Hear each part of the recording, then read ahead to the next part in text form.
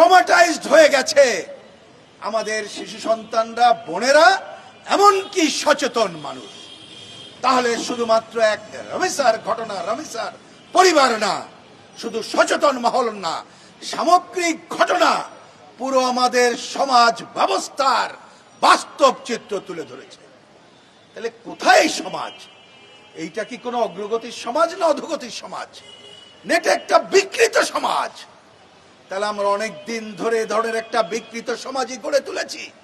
আমরা তথাকথিত উন্নয়নের নামে খালি অর্থনৈতিক উন্নয়ন দেখি, এই যে সমাজের অধোগতি এইটা দেখি না। আজকে তাই আমি পরিষ্কার করে বলতে চাই, আমরা যারা এটার বিচার চাই, মানে এই ঘটনার বিচার চাই, একই সাথে সমাজের এই অধোগতি রোধের জন্য আমরা আধুনিক সংস্কৃতির বিকাশ ত্বরান্বিত করতে চাই। এইটা ছাড়া এইটার কোনো রেমেডি নাই, কোনো সমাধান নাই।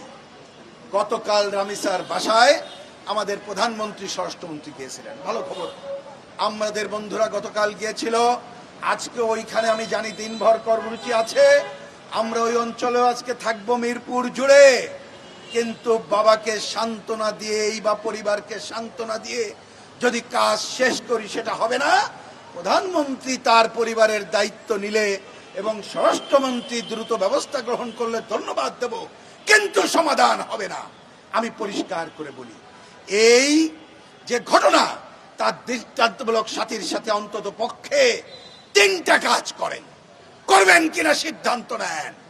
এক নম্বর, রামিসা হত্যাকাণ্ডের বিচারের সাথে সাথে ঘোষণা দেন বাংলাদেশে পর্যন্ত যত হত্যা, নারীর প্রতি সহিংসতা ঘটেছে, আমি দর্শন উচ্চারণ করতে চাই না, আগামী 1 মাসের মধ্যে সকল ঘটনার প্রকৃত চার্জশিট দেওয়া হবে এবং দোষীদের শাস্তির মুখোমুখি ব্যবস্থা গ্রহণ করবেন।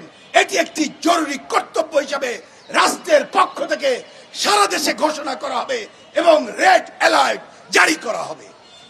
আমার দ্বিতীয় দাবি হলো, আপনি যদি প্রকৃত পক্ষে একটা আধুনিক সমাজ চান, যদি মনে করেন অগ্রগতির সমাজ চাই, যদি সবার আগে বাংলাদেশ চাই, তাহলে আজকে এই ঘোষণা দেন, বাংলাদেশ হবে শিশু এবং নারীর জন্য নিরাপদ নগরী। রাজধানী ঢাকা থেকে শুরু করে টেকনাফ থেকে তেতুলিয়া সর্বত্র এই ঘোষণা যদি দিতে পারেন, তারপরে এখানে পুলিশ প্রশাসন সহ সবাইকে বলে দেন যে অঞ্চল শিশু এবং নারীর প্রতি নিরাপত্তা দিতে পারবে না, ওই অঞ্চলের দায়িত্বপ্রাপ্তরাও আজকে আইনের সম্মুখীন হবেন। দেখবেন অনেকাংশেই কমে যাবে।